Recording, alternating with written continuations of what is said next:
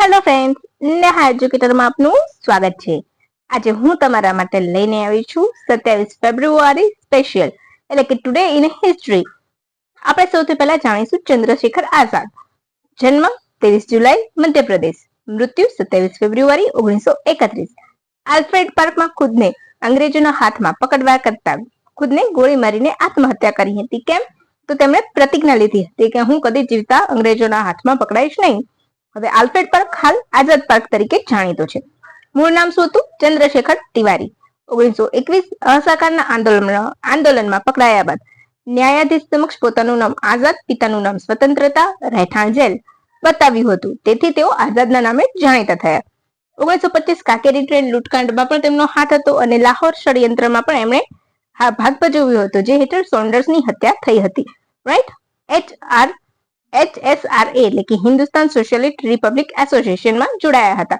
હવે એ સાથે અગત્યની જાહેરાત કે HSRA સંગઠન ક્યારે બન્યું હતું અને એવા સંગઠન ક્યારે બન્યા હતા આઝાદીની લડત વખતે, તો એના માટે મેં એક સ્ટેટિક જીકેમાં વિડીયો મૂક્યો છે અને જે FTA ની એક્ઝામમાં પૂછાયું પણ હતું, તો તમે ત્યાં જઈને એ પણ જોઈ શકો છો। આ વિડીયોની લિંકને મિત્રો સાથે શેર કરવાનું ભૂલતા નહીં। આ તમારું પ્રૂફ, ઓકે। પછી આપણે નેક્સ્ટ ગણેશ વાસુદેવ માળવંકર। તો તમને સૌને ખ્યાલ જ છે, ગુજરાત ભારતની લોકસભાના પિતા તરીકે જાણીતા છે। આજે એમની પુણ્યતિથિ છે, બરાબર છે। લોકસભાના પ્રથમ અધ્યક્ષ હતા, ફાધર ઓફ લોકસભા તરીકે જાણીતા છે। એ સિવાય દાદા સાહેબ માળવંકર તરીકે જાણીતા છે, સંસદના શિલ્પી એ નામથી પણ જાણીતા છે। એ સિવાય એમની ડાયરી કઈ હતી? તો કાહી પાઉલે નામથી મરાઠીમાં ડાયરી લખી હતી અને એમના ધારાકીય જીવન તરીકે, ધારાશાસ્ત્રી તરીકે એમનું પુસ્તક છે my life at the bar, એ એમનું જીવન કથાનક કહેવાય છે। એ સિવાય જેલ નિવાસ દરમિયાન અસામાજિક તત્વોના પરિચયને કારણે પોતાના જીવનમાં ડોક્યુ કરતા અનુભવેલા સ્પંદનો માનવતાના ઝરણા નામથી એમનું પ્રકાશિત થયેલું છે। ગુજરાતીમાં યાદ રાખી લેજો, તમને મેં સંપૂર્ણ ડિટેલ આપી છે, રાઈટ, જે આવનારી પરીક્ષામાં તમને 100% ઉપયોગી થશે। આ પ્રૂફ છે। નાનજી દેશમુખ, તો પૂરું નામ ચંડિકાદાસ સમૃદ્ધરાવ દેશમુખ, લોકપ્રિય નામ નાનજી દેશમુખ।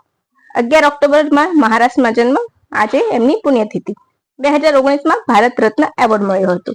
ગ્રામ વિકાસ માટે ચિત્રકૂટ મોડેલ રજૂ કર્યું હતું। ભારતીય જનતા પક્ષના સ્થાપક સભ્ય છે। તો અહીંયા આપણું આજનું ટુડે ઇન હિસ્ટ્રી પૂરું થાય છે, શોર્ટ એન્ડ સ્વીટ। તો તમારે આવી જ માહિતી જોઈતી હોય તો નેહા એજ્યુકેટર સાથે જોડાયેલા છો। વિડીયોની લિંકને મિત્રો સાથે શેર કરવાનું ભૂલતા નહીં અને સબસ્ક્રાઇબ કરવાનું પણ ભૂલતા નહીં। તો ચાલો ફ્રેન્ડ્સ, રજા લઈશું, બાય।